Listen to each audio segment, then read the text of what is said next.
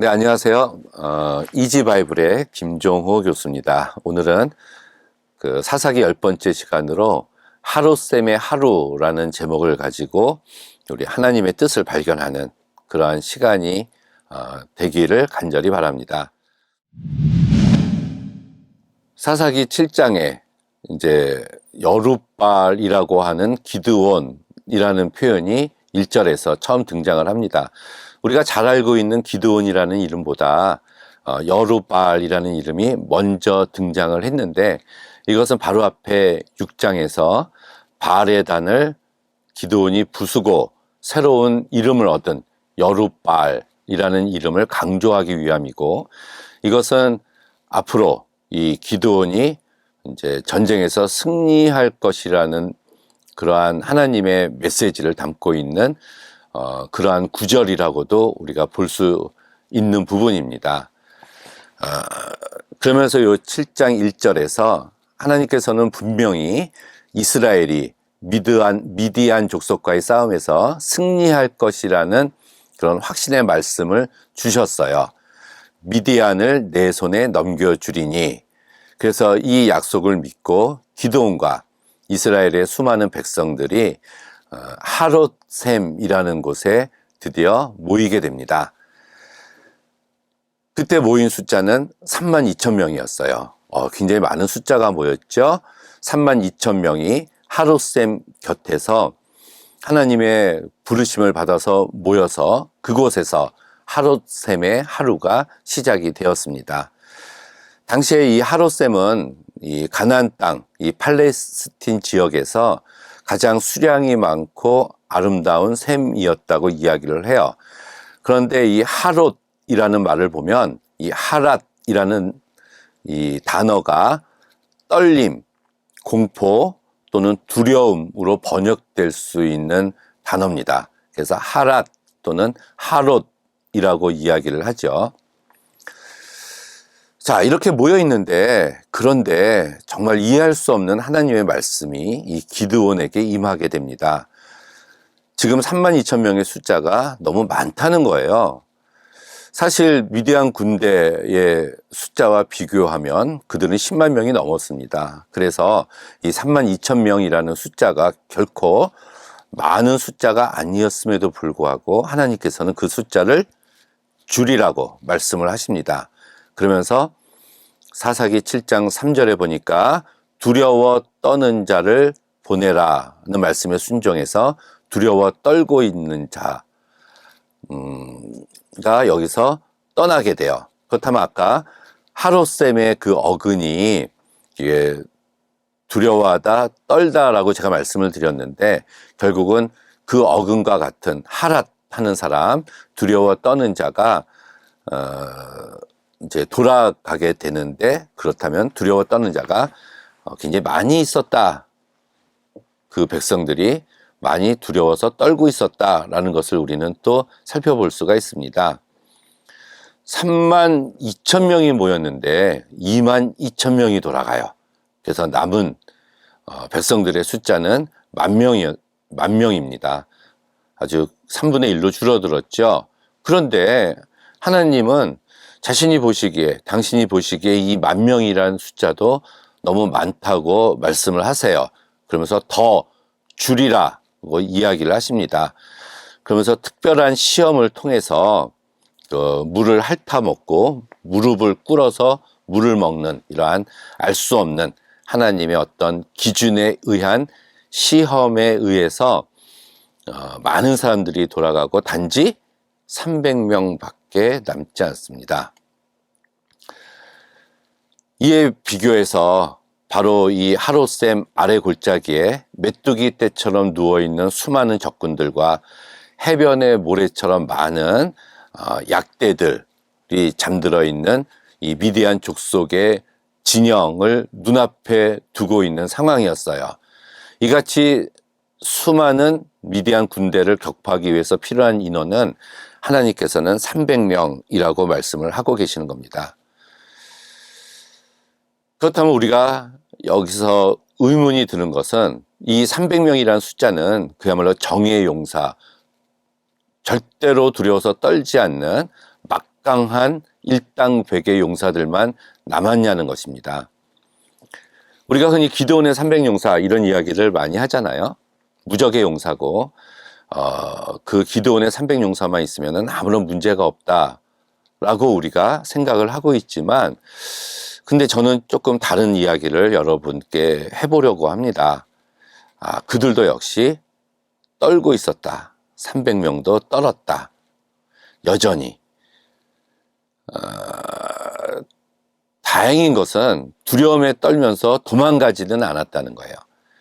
자, 그러면 정리해보면 두려워서 떨고 있었다. 두 번째는 그렇지만 도망가지 않았다. 세 번째는 그 가운데서도 하나님의 약속을 믿고 순종하는 사람이었다.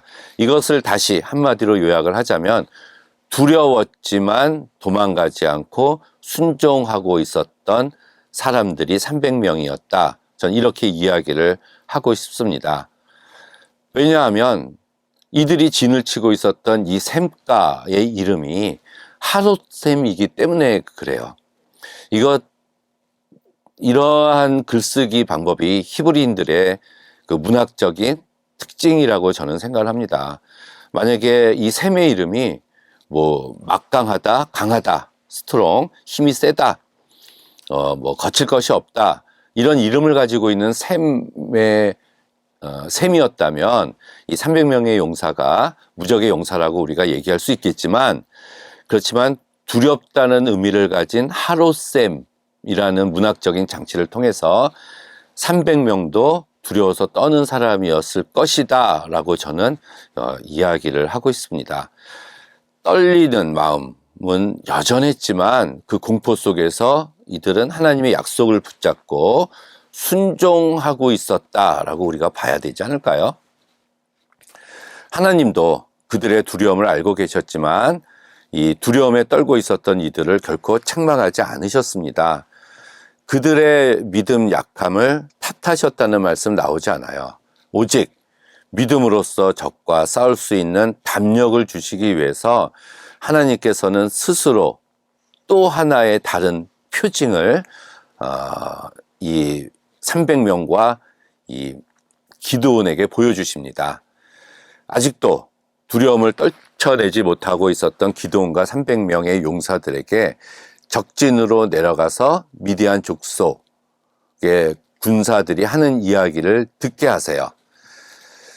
기드온이 자기 부하 한 명과 함께 내려갔을 때 그 미디안 족속 병사 2명이 오히려 이 기드온과 300명의 용사들보다 더 두려워서 떨고 있는 그러한 대화를 이 기드온이 듣게 됩니다.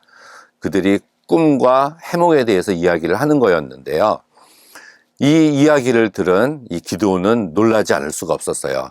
바로 그 순간에 이 모든 전쟁은 하나님께서 계획해 놓으신 거구나 라는 것을 드디어 이제야 비로소 이 기드온은 확신을 갖게 됩니다. 그래서 그 미디안 족속들이 이야기하고 있었던 꿈과 그 꿈을 해몽하는 이 말을 듣고 나서 경배했다라는 말이 처음 나와요. 그 전에 기드온은 하나님께 예배드렸다, 경배했다라는 말이 나오지 않는데 계속 표적을 구하고 표징을 구하고 하나님한테 계속해서 다시 반복해서 구하던 이 기드온이 드디어 이제서야 확신에 찬 하나님의 메시지를 발견하고 드디어 경배했다는 이야기입니다. 조직을 짜고 이 새를 불리고 권모수술을 동원하는 이러한 지도자들은 결코 하나님의 전쟁을 수행할 수가 없습니다.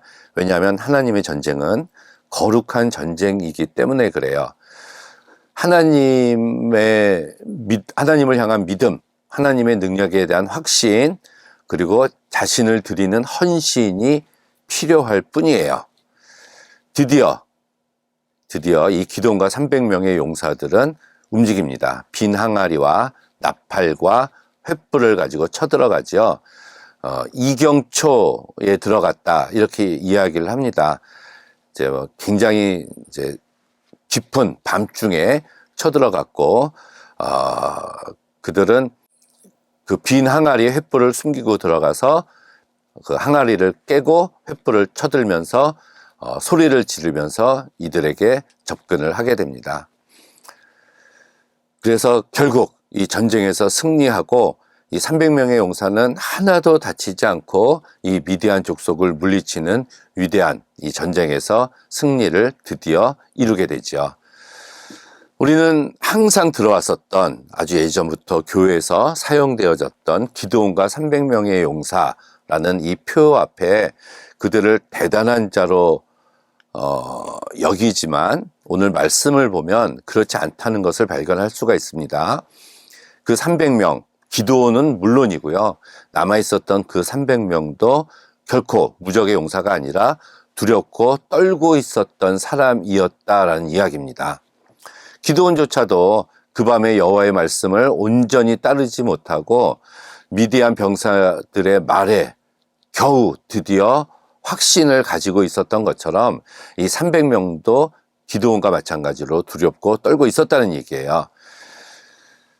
그 근거는 이 셈의 이름이 하롯셈이라고 이 성서 기자가 밝힘으로써 이 우물의 이중장치, 이름에 대한 이중장치를 통해서 이들의 마음을 표현을 한 겁니다. 그래서 남겨진 300명의 용사는 가장 날쌔고 용맹한 자는 아니었다. 무기를 잘 다루고 전쟁에 능숙한 이들만은 아니었다는 거. 그냥 오로지 하나님의 알 수 없는 기준에 의해서 선택받은 자만 남았다는 얘기입니다. 그들도 역시 두려움에 떨고 있었다는 얘기예요. 그렇다면 이 기드온의 300명의 용사, 그 300명 안에 포함될 수 있는 그러한 사람은 저나 여러분 그 누구도 될 수가 있습니다. 강한 사람만이 능력이 있는 사람만이 300명 안에 들어올 수 있는 것은 아니에요. 두렵고 떨고 있지만 하나님의 이 말씀에 철저하게 순종한 자만이 들어갈 수가 있다는 얘기죠. 그렇다면은 순종한 자가 그 300명의 품 안에 들어갈 수가 있습니다. 결국 우리는 전쟁의 승리가 기드온과 300명이 능력을 갖춘 자이었기 때문에 얻어진 것이 아님을 오늘의 이야기를 통해서 우리는 알 수가 있습니다. 이것은 하나님께서 하시는 전쟁이기 때문에 그래요. 그래서 우리의 일상적인 생활도 우리는 영적 전투가 아닌가요? 이 영적 전투에서 승리의 확신은 우리가 얼마나 능력이 있고 잘났느냐에 있지 않습니다.